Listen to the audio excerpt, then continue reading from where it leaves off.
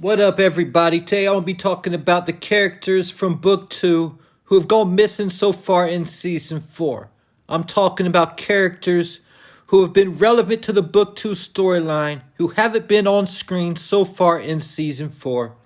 And where are they now? With the cancellation of Book 2 in force, there is expectation that there will be more spin-offs announced, either at the conclusion of Book 2 in October or whenever Season 3 of Force concludes. Possibly new spin-offs announced after both. After Power Season 6 concluded, the outro announced 3 new spin-offs, Raising Kanan, Ghost, and Force. With that said, a good reason why so many characters may not have been seen on screen yet this season and may not appear at all is because they will be on the next spin-off. And another theme with a lot of these characters is that they are either involved in the professional world or the political world, still leaving the door open for the Tate spinoff influence that was spoken about at one time, but the show never moved forward. And I think a good part of the reason why is that the timing wasn't right, with having to add too many new characters. But now that there's been 4 seasons of Ghost, there's more characters who could be in that spinoff, as well as characters like Ramona, Loretta Walsh, or Josh Cantos from OG Power.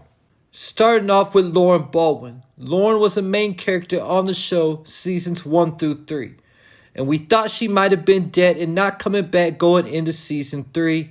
But the big reveal in episode 1 of season 3 was that she survived Effie's attempt on her life. I don't think we've heard the last of Lauren's story either, because the fact if they didn't have plans for her character in the future, they could have just let Effie kill her and left her dead when everybody already thought she was. But out of Lauren, Diana, and Effie, not including Anya, because we don't know what the dynamics of their relationship will be, either though we know it's going to be crazy with Noma involved.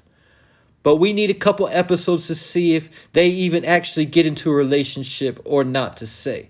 But just out of Lauren, Diana, and Effie, and we can even add Destiny from Power to the list as well.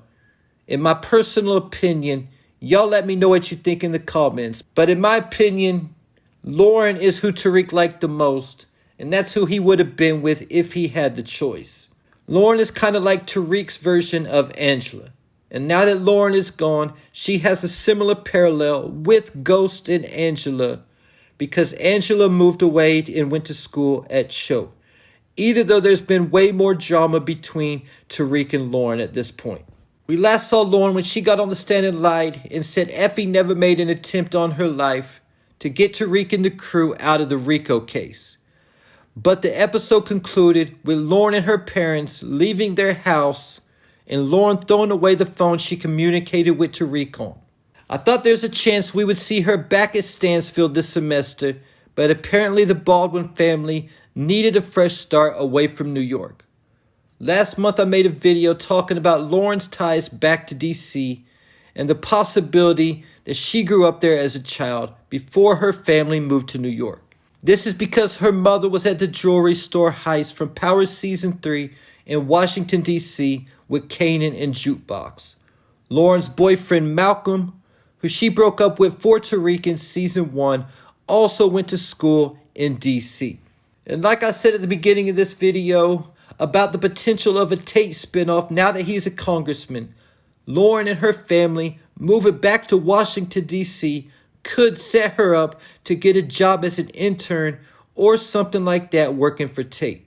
Speaking of Tate, that's another character who's been relevant for the first 3 seasons of Book 2. He also played a significant role in OG Power. But yet since winning the election, we haven't seen Tate on screen.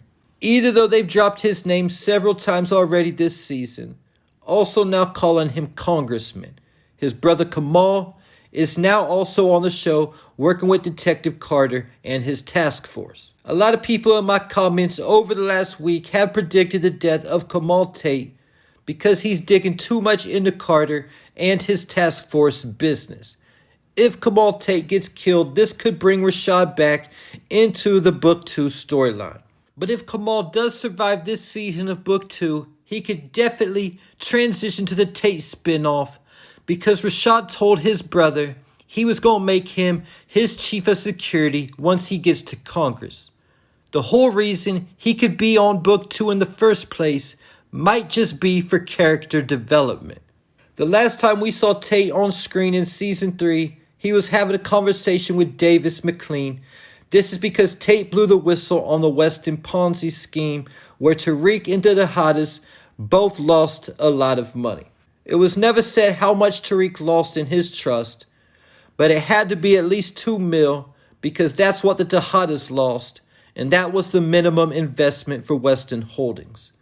Because of this, Diana forced Tate to handle Diana Tejada's charges, and he did because she's now back at Stansfield. He also told Tate to get Jenny Sullivan off his back, but I guess Tate didn't fear Davis like he did the Tejadas because Jenny still got Davis's law license suspended, and Tate hasn't done anything to help him with it either. Tate said he would do it for a large contribution to his campaign, and this was overheard by Harper Bonnet. This was soon after Tate finished proposing to Harper also, who was big on ethics, and she changed her mind, telling a news reporter that her and Tate's relationship was over with on her way out. And Tate has also been spoken about all season 4 because of his involvement with getting Obi his green cards. And Harper is another character we haven't seen yet this season. Tariq's professor this season is the same guy from season 1, so Harper probably won't be in season 4.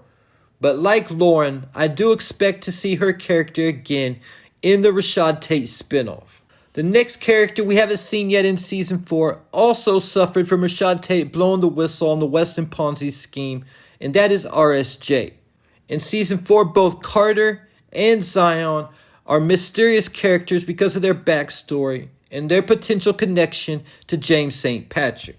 In season 3, that character was RSJ, who mentioned James to Tariq a few times, even though he never called him Ghost like Zion did. And the connection was deeper than that because RSJ had interest in the location of the QCB building that Tariq owned.